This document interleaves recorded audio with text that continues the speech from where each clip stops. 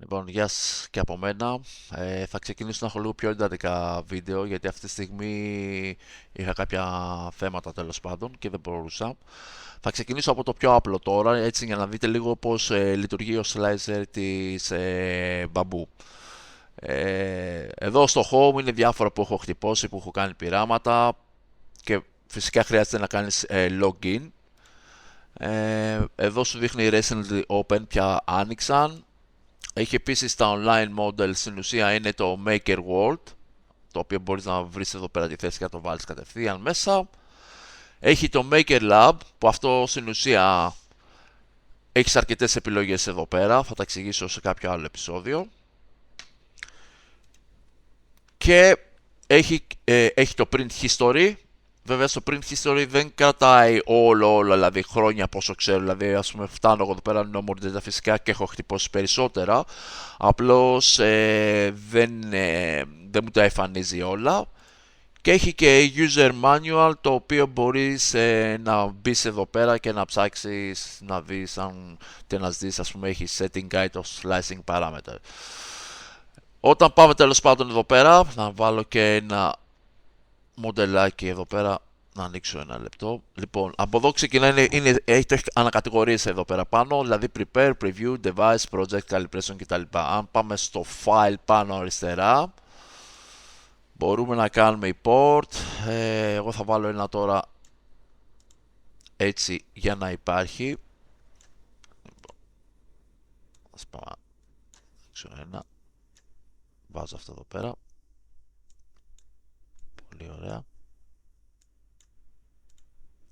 Λοιπόν, βάζω αυτό εδώ πέρα. Θα σας εξηγήσω και αργότερα τι είναι αυτό για να έχουμε ένα τέτοιο. Ξεκινώντας από πάνω προς τα κάτω, εδώ έχεις την επιλογή να βάλεις και άλλους εκτυπωτές, δηλαδή create printer, δηλαδή μπορεί να έχεις 2-3 εκτυπωτές, οπότε μπορείς να το επιλέξεις από εδώ πέρα, αλλά έχεις και την επιλογή στο να διαλέξεις τη μύτη. Τώρα φυσικά εγώ έχω τη 04 και ακριβώς από κάτω, και ακριβώς από κάτω έχουμε το texture plate, δηλαδή εδώ επιλέγεις στην ουσία το κρεβάτι, cool plate, engineer plate, smooth plate, όλα αυτά εδώ πέρα. Εδώ είναι τα filament, μπορείς να βάλεις όσα θέλεις, μπορεί να προσθέσεις αρκετά. Λοιπόν, αλλά γενικά θεωρώ το slicer της Bamboo Lab ένα πολύ καλό, γιατί σου έχει κάποιες επιλογές, δηλαδή π.χ. αν πατήσουμε εδώ πέρα στο τροχό και θα ανοίξει, εδώ μας δείχνει όλα τα filament profile που έχει δημιουργήσει η Bamboo για εμάς. Αν τα σβήσω λίγο αυτά, φυσικά η Bamboo Lab έχει για όλα τα filament profile. Έχουμε επίσης Polymaker κάποια, έχουμε η Sun, από την Sun φυσικά έχει μόνο το PL+. Λογικά φαντάζομαι ότι κάποια στιγμή στο μέλλον θα βάλει κι άλλα. Το generic, το γενικό, δηλαδή σου έχει δημιουργήσει η Bamboo Lab σύμφωνα με τα δεδομένα της, ότι σε αυτό μπορείς να βασιστείς. Εγώ να σας πω την αλήθεια χρησιμοποιώ αρκετά τα generic και φυσικά έχει και το Overture. Έχεις όμως και την επιλογή για custom filament, κάποια που έχω κάνει εγώ εδώ πέρα, για να εμφανίζονται στα αριστερά μας εδώ πέρα. Αμέσως πιο κάτω έχεις δύο επιλογές, global και object, θα τα εξηγήσουμε τώρα. Κατεβαίνουμε πιο κάτω και βλέπουμε ότι εδώ είναι το 08, 012, κάποια από το system profile και προχωράμε. Έχεις χωρίσει σε κατηγορίες εδώ πέρα, δηλαδή το quality, ποιότητα, τα οποία είναι layer height, seam, precision, ironing, wall generator. Μετά ακριβώς δίπλα έχεις το strength, που μπορείς να επιλέξεις, ας πούμε, με τείχους και τα λοιπά, ή να διαλέξεις εδώ πέρα πώς θες να είναι ο τείχος μέσα. Έχουμε την ταχύτητα, φυσικά πόσο γρήγορα θες να εκτυπώσεις. Όλα αυτά που βλέπετε δεν τα έχω βάλει εγώ, δηλαδή είναι από το profile που έχω επιλέξει, που μου έχει η Bamboo Lab. Το support, φυσικά, αν επιλέξεις enable support, αυτομάτως θα γίνει πορτοκαλί. Και φυσικά εδώ πέρα μπορείς να επιλέξεις Tree, Normal, Manual, δηλαδή να επιλέξεις τι θέλεις εσύ, Tree, Manual κτλ. Έχει RAT, όταν βασικά επιλέγεις support, δηλαδή σου ανοίγει και αυτό εδώ πέρα, δηλαδή να έχεις την επιλογή. Advanced, και ό,τι αλλαγή κάνεις γενικά, στο βγάζει πορτοκαλί για να ξέρεις τι αλλαγή έκανες στο profile το οποίο είσαι. Και έχει και την επιλογή το others, το οποίο είναι beta hessian, prime tower κτλ. Πάνω κάτω όλοι οι slicer πάνω σε αυτό βασίζονται. Δηλαδή έχουν αρχίσει και πλέον και βασίζονται οι περισσότεροι slicer, δηλαδή σε αυτό το μενού, να το πω έτσι.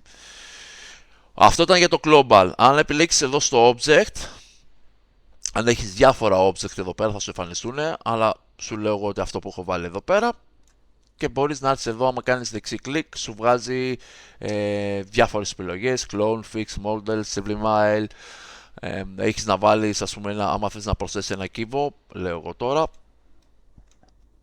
στο σχέδιό σου. Και επίσης μπορείς να κάνεις μετατροπή σε inches, σε μέτρο ή να επιλέξεις το χρώμα, δηλαδή να πατήσεις το 2 θα γίνει άσπρο. Όσον αφορά για την αριστερή πλευρά.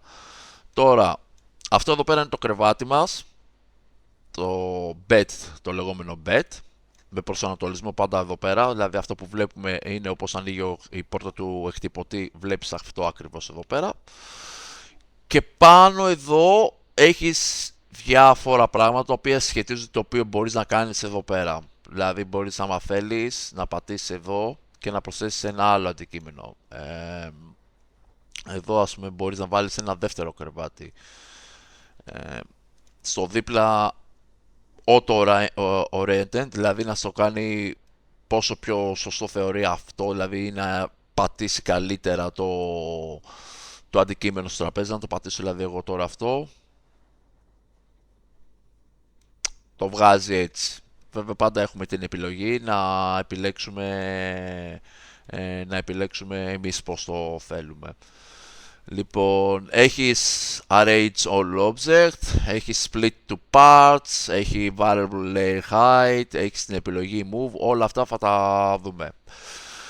Πάμε στο preview. Λοιπόν, να σβήσω. Επίσης, άμα έχετε πολλά κρεβάτια, πάμε εδώ πέρα αριστερά, το πατάμε αυτό και φεύγει. Να σβήσω και αυτό. Εδώ τα επιλέγει και τα δύο. Αν θέλουμε να επιλέξουμε ένα, τα γράφει εδώ πέρα, ας πούμε Defiance ή Generic Cube, το οποίο είναι για να μετακινήσει το Generic Cube και όχι και τα δύο μαζί. Αν πατήσει και τα δύο μαζί, θα βγάλει και τα δύο μαζί. Αλλά να το σβήσω εγώ τώρα λίγο αυτό. Ωραία. Και με ένα δεξί κλικ μπορεί να το κάνεις delete και έφυγε. Λοιπόν, πες ότι επιλέγουμε να κάνουμε ένα preview, να δούμε πώς θα βγει. Στην ουσία είναι κάνει slice στο κρεβάτι, μας έχει πετάξει εδώ πέρα, ότι μας λέει ότι στην ουσία κάνει floating, είναι δηλαδή στον αέρα, δεν μας ενδιαφέρει τέλος πάντων προσωρινά. Και εδώ αριστερά θα ανοίξει όλο αυτό εδώ πέρα, το οποίο στην ουσία σου λέει πόσο χρόνο χρειάζεται, πόσο filament χρειάζεται, αλλά δεν είναι μόνο αυτό, ας πούμε μπορείς να κάνεις και επιλογές διάφορες για να σου βγάλει μόνο αυτό, ή travel, δηλαδή άμα το βάλουμε έτσι λίγο βλέπεις πόσο κινείται. Μετά έχει το device, στην ουσία είναι, δεν τον έχω ανοίξει τον εκτυπωτή. Στην ουσία σου δείχνει εδώ πέρα όταν είναι ανοιχτός ο εκτυπωτής ποιο χρώμα έχει και όλα αυτά. Project, αν έχει κάποιο συγκεκριμένο, και calibration για flow rate και flow dynamic. Λοιπόν, αυτά είναι τα πρώτα και θα κάνω τώρα ένα ακόμα επεισόδιο για να σας δείξω λίγο αυτές εδώ πέρα τις λειτουργίες που πολλοί μπορεί να μην τις καταλαβαίνετε. Οπότε αυτό ήταν το part 1 και αναμένουμε το part 2 για το slicer της Bamboo Lab.